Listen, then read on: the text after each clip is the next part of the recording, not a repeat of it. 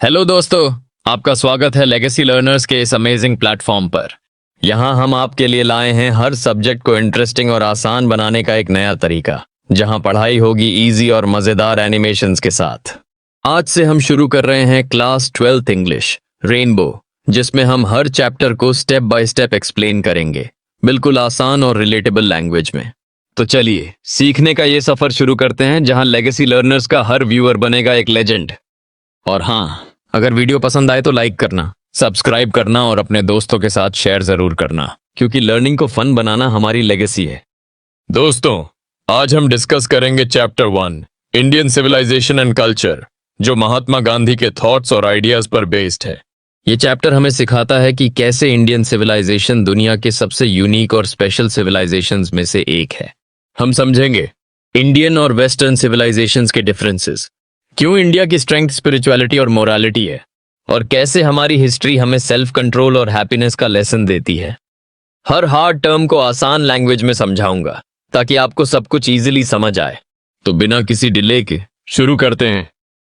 Mohandas Karamchand Gandhi 1869 to 1948, जिन्हें हम बापू या फादर ऑफ द नेशन कहते हैं, एक स्पिरिचुअल लीडर, मतलब जो ज्यादा फोकस करता है मॉरल्स और गॉड पर, पॉलिटिक्स से ज्यादा थे। उन्होंने ब्रिटिश रूल के खिलाफ ट्रूथ, सच्चाई और नॉन वायलेंस, अहिंसा मतलब बिना लड़ाई के, को अपने वेपन्स बनाकर इंडिया को इंडिपेंडेंस दिलाई। 1915 से 1948 तक उन्होंने इंडियन पॉलिटिक्स को डोमिनेट किया, मतलब सबसे पावरफुल लीडर बन गए। उनकी मौत एक फैनाटिक, मतलब ऐसे इंसान जो एक्सट्रीम आइडियाज को ब्लाइंडली फॉलो करता है, उसके हाथों हुई 30 जनवरी 1948 को। उनकी autobiography my experiments with truth, मतलब उनकी अपनी जिंदगी की कहानी जो सच्चाई के ऊपर है, और उनके आर्टिकल्स और स्पीचेस ये दिखाते हैं कि वह एक ओरिजिनल थिंकर, मतलब नए तरीके से सोचने वाले इंसान थे। इस chapter Indian civilisation and culture में गांधी जी बताते हैं कि इंडियन सिविलाइजेशन का फाउंडेशन, मतलब बेस या जमीन, बहुत स्ट्रांग है और अब तक टाइम के साथ खड़ा है। वेस्टर्न सिविलाइजेशन जो ज्यादा मटीरियलिस्टिक, मतलब चीजें और पैसा इंपॉर्टेंट है, कभी इंडियन सिविलाइजेशन के मॉरल वैल्यूज, मतलब अच्छाई और इंसानियत के लेवल पर नहीं आ सकती। मैं मानता हूं कि जो सिविलाइजेशन इंडिया ने डेवलप की है वो दुनिया में सबसे बेस्ट है। हमारे एंसेस्टर्स, मतलब पूर्वज ने जो फाउंडेशन बनाया है उसका कोई कंपैरिजन नहीं। रोम और ग्रीस जैसे बड़े सिविलाइजेशंस गिर गए, मतलब अब खत्म हो गए। फेरोज की पावर, मतलब इजिप्ट के एंशिएंट किंग्स की स्ट्रेंथ, खत्म हो गई। जापान वेस्टर्नाइज्ड, मतलब वेस्टर्न कल्चर फॉलो करना, हो गया। और चाइना के बारे में कुछ नहीं कहा जा सकता। पर इंडिया का फाउंडेशन अभी भी स्ट्रांग है। यूरोपियंस ग्रीस और रोम के रिकॉर्ड से सीखने की कोशिश करते हैं, लेकिन वही गलतियां अवॉइड करते करते खुद गलती कर देते हैं। यही उनकी पिटिएबल, मतलब बेचारी और सैड कंडीशन है। इंडिया की सबसे बड़ी स्ट्रेंथ उसका इमूवेबल, मतलब अपनी जगह पर फिक्स्ड रहना, और यही उसकी ग्लोरी, मतलब ग्रेटनेस है। लोग कहते हैं कि इंडियंस अनसिविलाइज्ड, मतलब वाइल्ड और अनएजुकेटेड, और स्टॉलिड, मतलब इंडिफरेंट या कुछ नहीं सोचने वाले हैं। पर सच ये है कि जो चीजें हमने एक्सपीरियंस के एनविल, मतलब एक हार्ड सरफेस जो टेस्ट करने के लिए यूज होती है, पर टेस्ट की हैं, उन्हें चेंज करने की जरूरत नहीं। इंडिया अपने पाथ पर स्टेडी, मतलब स्टेबल है, और यही हमारी होप का शीट एंकर, मतलब एक स्ट्रॉन्ग सपोर्ट है। सिविलाइजेशन का मतलब है वो मोड ऑफ कंडक्ट, मतलब वे ऑफ बिहेविंग, जो इंसान को अपनी ड्यूटी के पाथ पर ले जाए। ड्यूटी और मोरालिटी, मतलब सही और गलत का सेंस फॉलो करना एक ही बात है। मोरालिटी का मतलब है अपने माइंड और डिजायर्स, मतलब जो चीजें हम चाहते हैं, को कंट्रोल करना। जब हम ये करते हैं तो हम अपने आप को समझते हैं। गुजराती में सिविलाइजेशन का मतलब होता है गुड कॉन्डक्ट, मतलब अच्छा बिहेवियर। अगर ये डेफिनेशन सही है तो इंडिया को किसी और से सीखने की जरूरत नहीं। इंडिया की सिविलाइजेशन अपने आप में कंप्लीट है। माइंड एक रेस्टलेस बर्ड, मतलब एक ऐसे परिंदे की तरह है जो कभी शांत नहीं होता की तरह है। जितना मिलेगा उतना और चाहेगा, पर फिर भी अनसैटिस्फाइड, मतलब खुश नहीं रहेगा। हमारे एंसेस्टर्स ने इसलिए एक लिमिट रखी थी, क्योंकि उन्होंने समझा कि हैप्पीनेस एक मेंटल कंडीशन, मतलब दिमाग की स्टेट है, चीजें नहीं। इंसान रिच होने की वजह से हैप्पी नहीं होता, और पूर होने की वजह से सैड भी नहीं। कई बार रिच लोग अनहैप्पी होते हैं और पूर लोग हैप्पी। हमारे एंसेस्टर्स ने हमें लग्जरीज और प्लेजर्स, मतलब कंफर्ट और फन से दूर रहने की एडवाइस दी। मशीनरी इन्वेंट करना, मतलब नए टूल्स बनाने का काम हमारे लिए मुश्किल नहीं था, पर फोर फादर्स ने समझा कि अगर हम मटीरियलिस्टिक चीजें बनाते रहे तो स्लेव्स, गुलाम बन जाएंगे और अपने मॉरल्स खो देंगे। उन्होंने डिसाइड किया कि अपनी खुशी और हेल्थ का सीक्रेट है अपने हैंड्स और फीट का यूज। बड़े शहर हमारे एंसेस्टर्स के लिए एक स्नेर मतलब ट्रैप थे। उनका मानना था कि शहर रॉबरी, क्राइम और वाइस मतलब बैड बिहेवियर का सेंटर बनेंगे, इसलिए वो स्मॉल विलेजेस में सेटल्ड और हैप्पी थे। किंग्स और सोर्ड्स मतलब तलवारें को एथिक्स मतलब सही गलत के रूल्स के सामने इंफीरियर, कमजोर माना गया। हमारे एंसेस्टर्स ऋषिज और फाकर्स मतलब रिलीजियस सेंट्स को सुपीरियर, बेटर मानते थे। कोर्ट्स और लॉयर्स लिमिटेड थे और कॉमन लोग अपनी प्रॉब्लम सॉल्व कर लेते थे। जस्टिस फेयर मतलब इक्वल थी और कॉमन लोग अपने काम में इंडिपेंडेंट, स्वतंत्र थे। इंडियन सिविलाइजेशन का सबसे बड़ा गोल है मॉरल बीइंग को एलिवेट करना मतलब बेहतर बनाना, जबकि वेस्टर्न सिविलाइजेशन इमोरलिटी मतलब गलत चीजें को प्रमोट करती है। वेस्टर्न सिविलाइजेशन गॉडलेस मतलब भगवान में बिलीफ नहीं करते है, जबकि इंडियन सिविलाइजेशन एक डिवाइन पावर, गॉड पर बेस्ड है। हर इंडियन को अपनी सिविलाइजेशन को प्रोटेक्ट करना चाहिए जैसे एक बच्चा माँ से चिपकता है। मैं वेस्ट का हेटर मतलब नफरत करने वाला नहीं हूं। मैंने वेस्टर्न लिटरेचर मतलब उनके बुक्स और नॉलेज से बहुत कुछ सीखा है, पर मुझे मॉडर्न सिविलाइजेशन ने एक इंपॉर्टेंट लेसन सिखाया है।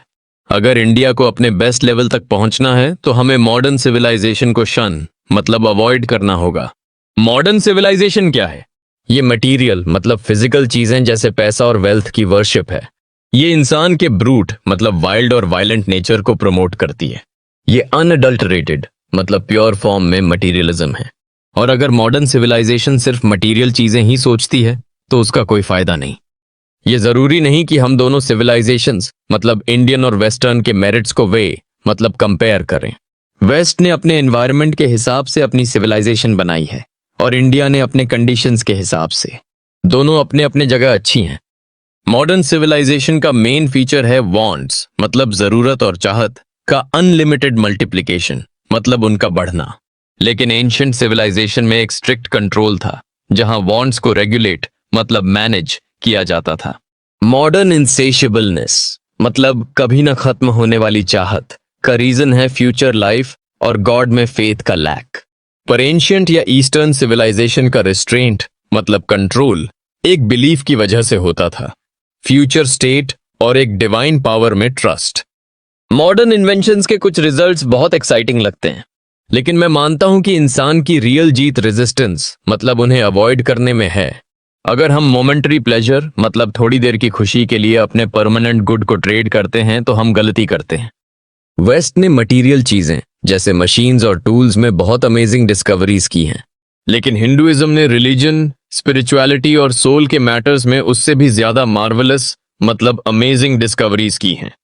लेकिन हम अपनी डिस्कवरीज को अप्रिशिएट करने के बजाय वेस्टर्न मटेरियल प्रोग्रेस से डैजल्ड मतलब इम्प्रेस्ड और शॉक्ड हैं। मैं इस प्रोग्रेस का एडमायरर मतलब फैन नहीं हूं। ऐसा लगता है जैसे गॉड ने इंडिया को इस मटीरियलिस्टिक प्रोग्रेस के पाथ पर जाने से रोका हो ताकि हम अपना स्पिरिचुअल मिशन पूरा कर सकें। हिंदुइज्म में कुछ ऐसा है जो उसे आज तक जिंदा रखा है। देखो, बेबीलोनियन, सीरियन, पर्शियन और इजिप्शियन सिविलाइजेशन सब खत्म हो चुकी हैं। रोम और ग्रीस अब कहाँ हैं? उनका पुराना ग्रेटनेस अब दिखाई नहीं देता।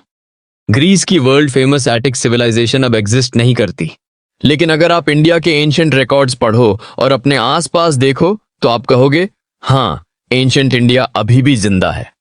सच है कि कहीं कहीं प्रॉब्लम्स जैसे डंग हीप्स मतलब गंदगी भी थीं, लेकिन उनके नीचे प्रेशियस ट्रेजर्स मतलब वैल्यूएबल चीजें छुपी हुई थीं।